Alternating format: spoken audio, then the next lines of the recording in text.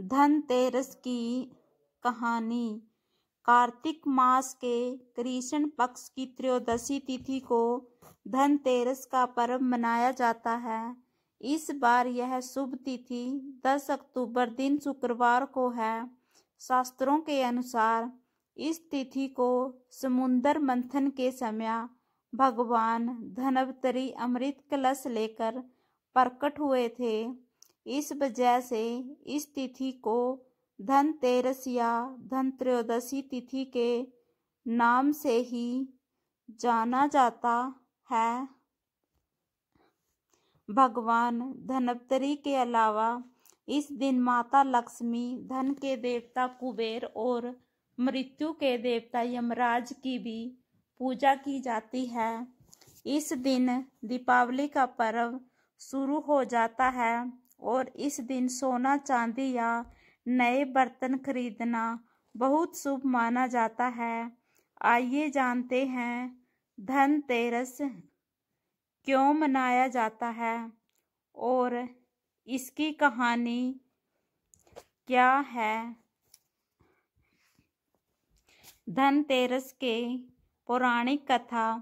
एक बार मृत्यु के देवता यमराज ने यमदूतों से प्रश्न किया कि क्या कभी मनुष्य के प्राण लेने में तुमको कभी किसी पर दया आती है। यमदूतों ने कहा कि नहीं महाराज, हम तो केवल आपके दिए हुए निर्देशों का पालन करते हैं।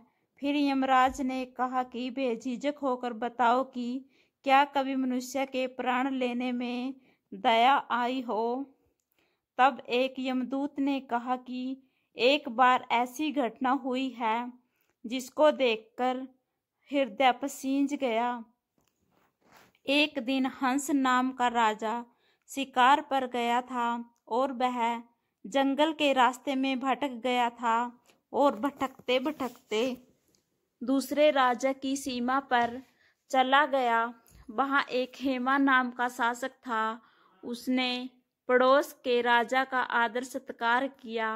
उसी दिन राजा की पत्नी ने एक पुत्र को जन्म भी दिया। ज्योतिषाचार्यों ने की भविष्यवाणी। ज्योतिषियों ने ग्रह नक्षत्र के आधार पर बताया कि इस बालक की विवाह के 4 बाद ही मृत्यु हो जाएगी। तब राजा ने आदेश दिया कि इस बालक को यमुना तट पर एक गुफा में ब्रह्मचारी के रूप में रखा जाए और स्त्रियों की परछाई भी वहां तक नहीं पहुंचनी चाहिए। लेकिन विधि के विधान को कुछ और ही मंजूर था।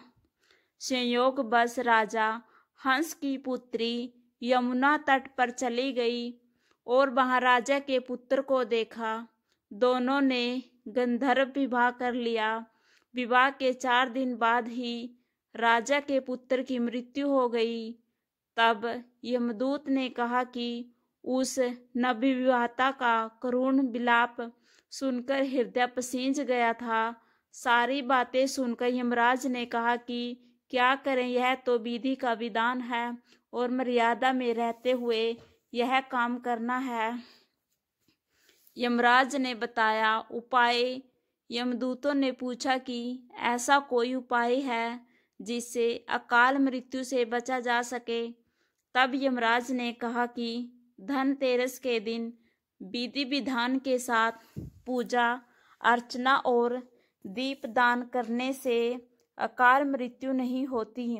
इसी घटना की वजह से धनतेरस के दिन भगवान धन्वंतरि और माता लक्ष्मी की पूजा की जाती है और दीपदान किया जाता है। जय धनतेरस।